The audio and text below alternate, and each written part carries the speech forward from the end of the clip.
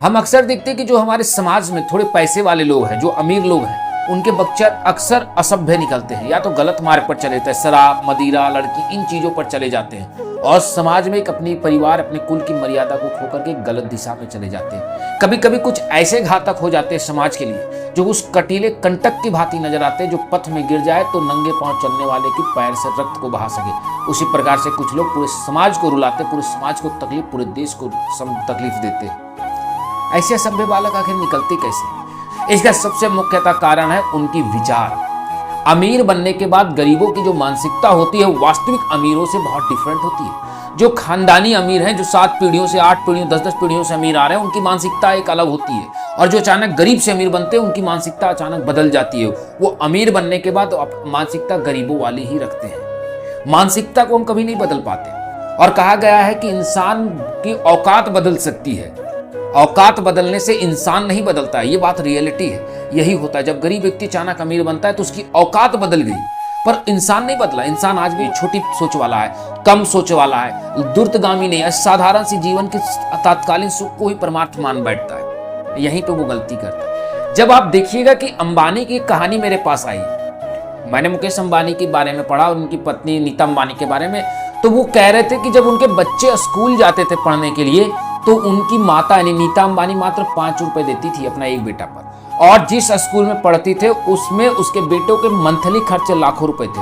यानी जहां पे 1 लाख से अधिक फीस दे रहा है जिसका बाप, वो अपना बच्चा को केवल 5 रुपए दे रहा है, और बाकी उसके साथी कोई 1000, कोई 10,000 और 5,000 लाते थे। उस समय उनके बेटे 5 रुपए लेकर के जाते थे। और आज अंबानी के बेटों में कोई भी दारू से लेकर के किसी भी गलत प्रकार का कोई नशा नहीं है। यहां तक कि धीरू भाई अंबानी ने अपने बेटे मुकेश अंबानी और सुनील अंबानी को भी इसी प्रकार अभाव में पाला। 5 रुपए 10 रुपए देकर के उस समय 1 रुपए दिया करते थे कॉलेजों में, 1 से 2 रुपए। आज मुकेश अंबानी भारत का सबसे अमीर आदमी है। पैसे की अभाव, क्योंकि बच्चे को जब तक धन की अहमियत ना समझ में आए, तब तक वो धन को कमाना और धन को बचाना नहीं जानता है। जब आप बच्चे को धन देता रहेंगे, धन उड़ाने के लिए उसे आ जाएगी। अगर एक बार धन खर्च करने आ गया और उसे धन को खर्च करने में उसे दया नहीं आई, धन का महत्व नहीं समझ में आया, तो वो धन कभी कमा भी नहीं पाएगा। क्योंकि धन कमाने के लिए पहले धन की अहमियत समझना होगा। जब कोई इंसान पैसे की अहमियत को समझता है, तो पैसे कमाने के लिए उसके मन में जज्बा और उम्मीद और मेहनत जगती है, जो खत्म कर दिया। दूसरी मानसिकता, अत्यधिक छूट देना। हमारे देश में क्या है? अभावों को पूर्ण करना। जब हम क्या कहते हैं अपने बच्चों को, छोटा सा बच्चा है, चाणक्य ने एक छोटी सी बात कही कि अगर बच्चा खिलौना मांगे तो उसे पहली बार में खिलौना मत दीजिए। जब वो दूसरी बार खिलौना मांगे तब भी उसे मत दीजिए। जब वो तीसरी बार खिलौना मांगे तब उसे ला करके दीजिए, लेकिन वो जिस खिलौने को मांग रहा है उसे नहीं, उससे काफी छोटा और उससे कभी उसको जो नापसंद हो। यानी अगर बच्चे ने कहा मुझे बड़ा टेडी बियर चाहिए, तो उसे इतना छोटा सा डॉल ला करके दीजिए 3-4 बार मांगने के बाद। और जब वह डॉल को सही से संभाल ले, तब उसे ला करके टेडी बियर दीजिए। तब वो टेडी बियर को संभाल लेगा, तब उसे समझ में आएगी कि इस टेडी बियर की अहमियत क्या है, हमने कितने बार मांगा है तो ये मिला है। तब उसे इस भय भी रहेगा कि अगर एक बार टूट गया, खराब हो गया, तो फिर दोबारा नहीं आएगा। लेकिन हमने क्या किया? बच्चे ने कहा पिताजी डॉल लेंगे, हमने उल्टा कर दिया। बच्चे ने कहा पिताजी डॉल लेंगे, बाप ने कहा डॉल क्यों? तुम्हारे लिए हम टेडी बियर ला देंगे। बेटे ने कहा पापा हम साइकिल लेंगे, बाप ने कहा साइकिल क्या, तुम्हारे लिए तो मोटरसाइकिल खरीद देंगे। यही हमारी सभ्यता, और यहीं से लेकर के गरीबों के बच्चे जो अचानक क्यों, और पूछिए कि आप अपने बच्चे को जब मांग रहा है तब तुरंत क्यों पूरा करते? नहीं भाई, हमने बहुत अभाव झेला है। अच्छा, आपने अभाव झेला तो इसका क्या अर्थ हुआ? अब आपके पिताजी ने आपको 40 डंडे मारे हैं, तो आप गुस्से में बदले में अपने बेटे को तो रोज नहीं पीटिएगा।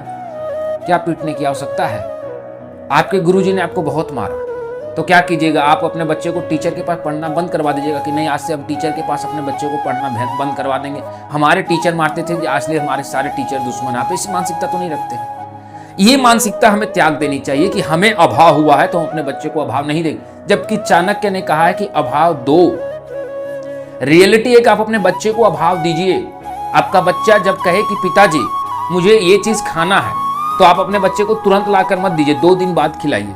2 दिन तक उसे ये चीज पता चले कि जो चीज आपको खाना है उसकी अहमियत क्या है। उसे ये पता चले कि पिता की अहमियत क्या है।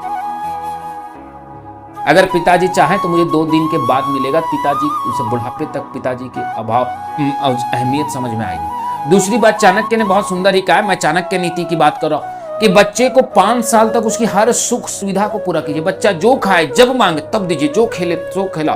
5 साल तक के बच्चे को पूरा सुख दीजिए। लेकिन जब बच्चा 6ठा साल चढ़ जाए, उसके बाद उस बच्चे को पहले अभाव दीजिए। उसके बाद कभी कभी उसे डांटा कीजिए। जब बच्चा 8 से 9 साल हो जाए तब उसे मारना शुरू कीजिए। उसकी गलतियों पर उसे मारिए, डंडे से मारिए, थोड़ी बहुत हाथ से पीटिए, लेकिन उसे पीटिए। क्यों पीटिए? इसलिए नहीं कि बच्चे से हमें शत्रुता है, उसे पीटना ही चाहिए। संस्कार कहती है, और वास्तविकता में चाणक्य का मानना है कि जब बच्चे को हम मारते हैं, बचपन से थोड़ी बहुत डांटते हैं और मारते हैं, तो बच्चे के मन में हमेशा एक बात बनी रहती है कि हम हमेशा सही नहीं है और हमारे पेरेंट्स हमें मार सकते हैं। उसके मन में ईगो नहीं आता है, जो हम कहते हैं ना स्वाभिमान। स्वाभिमान अपने परिवार के प्रति नहीं। आज क्या हो गया, पति पत्नी में थोड़ी सी लड़ा हो गया, पति ने 4 बात बोल दिया, पत्नी घर छोड़कर चली गई, केस मुकदमा तक बात चला गया, डिवोर्स तक बात चला गया।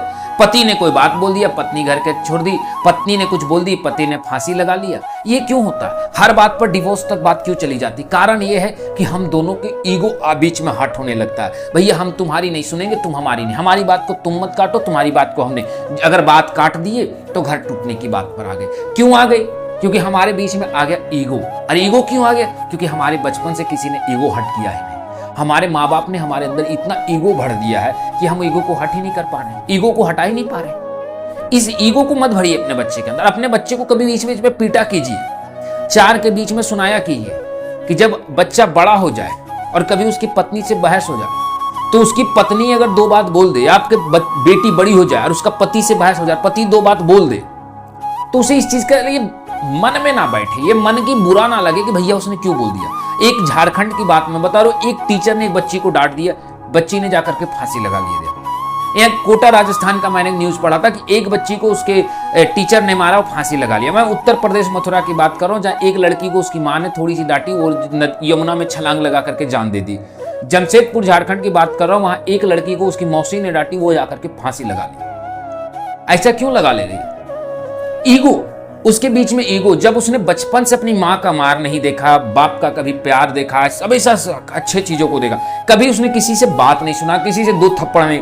अब वो लड़की 18 साल और 20 साल की हो गई, अब वो गलत रास्ते में भी जा रही, बस आप उसे डांट दीजिए, बस उसका ईगो हट होगा, फांसी लगा देगी। इसीलिए बच्चे को बचपन से थोड़ी बहुत कुटैया चाहिए। ये चाणक्य ने इसलिए बोला कि ईगो मत बैठने दीजिए बच्चे के अंदर। अगर परिवार से स्वाभिमान बैठ गया कि मेरी माँ मुझे नहीं डांट सकती, मैं गाँव का लड़का हूँ, हमारे यहाँ देखते हैं कि हमारे माँ बाप को जितना लतिया, हमारे माँ बाप हम लोगों को जितना लात जूता मारते हैं ना, उतना गाँव शायद किसी को मारते हैं। मेरी उम्र आज अच्छी खासी 26 साल हो गई। इस उम्र तक मैंने तो अभी तो 10 साल से इधर से नहीं मार खा रहा हूँ, लेकिन मैंने जब तक 16-18 साल का था तब तक मेरी सप्ते में 2 बार पिटाई हो जाती थी। कोई फर्क नहीं पड़ता है। क्या इसके चलते मैंने अपने परिवार को त्याग दिया? मुझे आज भी उस मन में वो बात नहीं बैठा हुआ नफरत कि मेरे माँ बाप मुझे मारते थे, परिवार में को मारा। लेकिन हाँ, आज भी अगर वो हमें 10 बात बोलते तो मैं इस चीज को मानता हूं कि चलो ये बात तक ही है, सीमित, खत्म। हमारे घर में आज भी हमें सुनाया जाता है, लेकिन हमारी बात को वहीं समाप्त। हमारे गांवों में देखते कि 25-30 साल और 35-35 साल का बेटे को उसका बाप 10 गाली दे करके चला जाता है। बेटा उस समय कुछ बोल भी लिया, फिर नहीं भी बोला, लेकिन बाद में उसका मन में इस चीज का तकलीफ होता ही नहीं। 2 भाइयों का लड़ाई भी गाँव में अगर हो जाए बहसाबासी, आधे घंटे बाद भूल जाते हैं, क्योंकि वो बचपन की एक मानसिकता है जो कि समाप्त हो जाती है। हमारे अंदर पारिवारिक ईगो नहीं होना चाहिए। ये शहर में बहुत, खास करके ये थोड़े धनवान लोगों में होते हैं। आप गरीब थे, आपके पास पैसा है, आपने सोचा हम बच्चे को क्यों अभाव दे, और आपने कभी दिया नहीं। ये 2 पॉइंट हमेशा याद रखिएगा कि पहला, बच्चे को कभी भी पूर्णतः कोई भी चीज को तुरंत उपयोग ना दे दे। खिलौना मांगे, ठीक है, रुक कर दीजिए, और एक बार मुझसे मत दीजिए। बच्चा कुछ पैसा स्कूल जाने के लिए मांगे, मत दीजिए।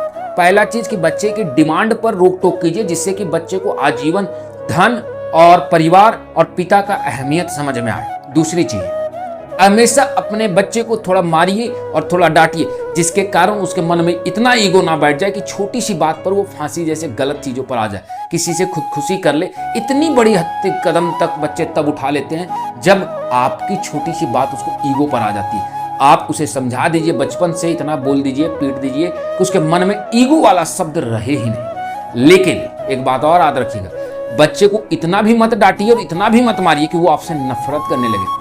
16 साल के उम्र के बाद चाणक्य कहता है बच्चे को कभी नहीं मारना चाहिए, कभी नहीं। 16 साल से पहले उसे पीटिए और उसे डांटिए, तब उसके मन में ईगो नहीं बैठेगा। और 16-22 साल के बाद उससे अच्छी प्रेम भावना और मित्रता रखिए, जिससे कि बच्चे को 16 साल के बाद जब सही समस्याएं उत्पन्न होगी वो आपसे साझा कर सके। वो इससे ये डरे नहीं कि समस्या आ गई तो पिताजी भी 2 डंडा मार देंगे ना। 16 साल के बाद अपने पुत्र से आप मित्रता रखें। आपकी बेटी है तो आप बेटी से भी मित्र भावना रखें, थोड़ी भावना मित्रता वाली रखें कि आपकी बेटी भी बहुत सारी समस्याएं आप तक ला सके। वरना सामाजिक कुछ ऐसी समस्याएं होती है जो बेटी और बेटे को जो अपने माँ बाप से वो नहीं बता पाते हैं, केवल भय और ईगो के कारण। उसे बनाएं। और तीसरी बात दोस्तों, अपने बच्चे को बचपन से संस्कार दें। माँ बाप जब भी छोटे बच्चों को कहानियां सुनाएं, 5 साल से 10 साल हो या 20 साल, जब आपके घर में अवसर मिले, राम कथा, हनुमान कथा, कृष्ण कथा, महाभारत, रामायण ही नहीं, महाराणा प्रताप, छत्रपति शिवाजी, बाजीराव, पेशवा, ऐसे लोगों की कहानियां पढ़ाएं। सुभाष चंद्र बोस, भगत सिंह, चंद्रशेखर आजाद जैसे लोगों की कहानियां पढ़ाएं, जिससे कि उसे समाज और राष्ट्र की भी महत्व आ जाए समझ में, और उसे कृष्ण से और राम से ये भी समझ में आ जाए कि धर्म के लिए कैसे लड़ना चाहिए, कैसे मर्यादित होना चाहिए, और कैसे पिता के आज्ञा के लिए 14 सालों के लिए वनवास भी जाना पड़े तो चला जाना चाहिए, कैसे भरत के भांति अपने बड़े भाइयों के सम्मान में अगर खड़ाऊ भी सर पर रखना पड़े तो निसंदेह 100 के बीच में रख ले, उसे अपने बड़े भाई के सामने झुकने में अपमान ना लगे। ऐसे ईगो को ना बनने दे। खैर, इस वीडियो पर आप क्या कहना चाहते हैं कमेंट बॉक्स में जरूर कहें। मैंने बस एक बात कही थी, मैंने किसी को पर्सनली इसमें टारगेट नहीं किया, मैंने सिर्फ एक आधार बनाया है कि अगर कोई अमीर हो या किसी को लग रहा है कि हम अपने बच्चे को कैसे संस्कार दें कि हमारा बच्चा सही रास्ता पर जाए, तो ये वीडियो उन तक जरूर पहुंचाए। और साथ ही साथ एक बात याद रखिएगा, चाणक्य ने भी बहुत अच्छी बात की है कि अगर कोई माता पिता अपने संतान को अधिक सुख दे रहा है और उसे उसके गलत कामों पर उसे रोक टोक नहीं कर रहा है और बच्चे को सही संस्कार नहीं दे रहा है, तो उस बच्चा का वास्तविक शत्रु, जो उसका रियल दुश्मन है, वो कोई और नहीं उसकी माता पिता है।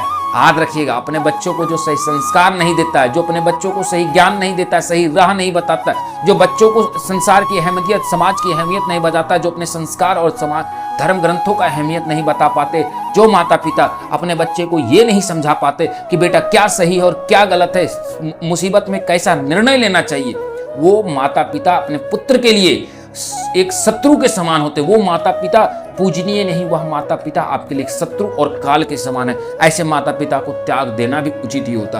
खैर, आप इस पर क्या कहना चाहते हैं कमेंट बॉक्स में जरूर कहें। जय श्रीमन नारायण, राधे श्याम मित्र।